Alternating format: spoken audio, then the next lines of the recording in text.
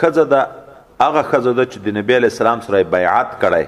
مخکې ما درته ویلي وو چې دا د ښځو بیعت خو قرآن او حدیث کې ثابت ده او دا یو امتیاز ده د دوی دپاره.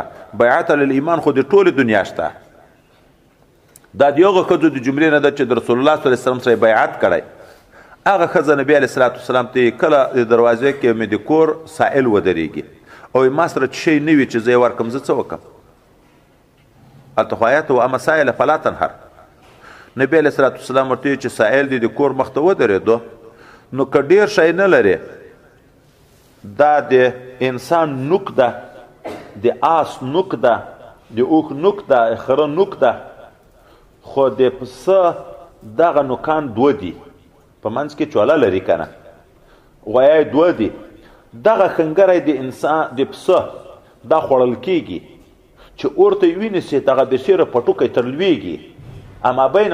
نو یې نبی علیه السلام ورته که دومره شی وي چې هغه نوک د نوک خو چې ورته نیولی دا بېسیره پوخ لوېدلی هغه مابین کې نو څومره غوښه به وي؟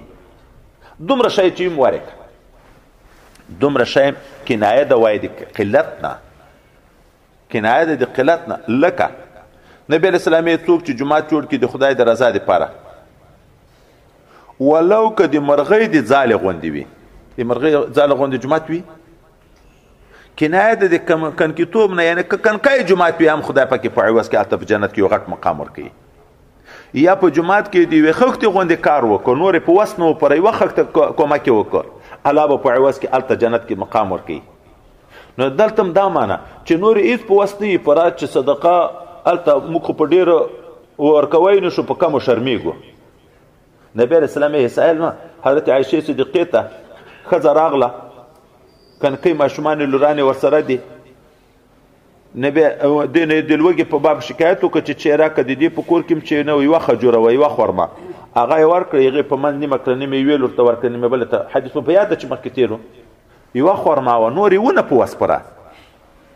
هلته حدیث راغی چې یوه خورما ورکړم په د حلال مال نه الله د احد غره غوندې درته ګرځوي، یوه ګوله چې ورکړم د حلال مال نه الله د احد غره غوندې درته ګرځوي. نو دغته مه ګوره چې اوس دا خو شرم ده چې یوه روپۍ ورکوم، خپل وس ته ګوره، رټه یې ما سائل جواب ما ورکوه، خپل وس ته ګوره، که کم شی دې په وس پوره یې ورکړه. سائل حق ده. او یو روایت کې راځي اگر که په آس پور درته راشي هم، خو چې سوال یې درته وکړه څه شی ورکوه. او فقهي مسایلو کتابونه د موږ دا وی، یو هغه سائلین دي چې عادت سوال وي، احتیاج دی وجه نه سوال نه کی، دغه یې پیشه د معاش ګرځولي، ښه ځوانان ګرځي سوالونه کوي، کار کړی شي، مجبوریت یې نه وي، حتی ټیکټر یې لري، خو قوم رواج دغه ده چې ټول سوال کوي. داسې خلکو ته به بیا چی نه ورکوي، ولې په معاونت معصیت کې واقع کېږي، په معاونت معصیت کې واقع کېږي. ګناه کوي، سوال بغیر د ضرورت نه حرام ده که نه ده؟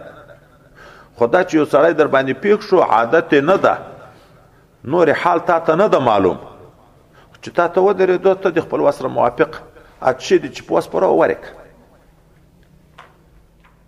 که لږ شی دې په وس پوره وم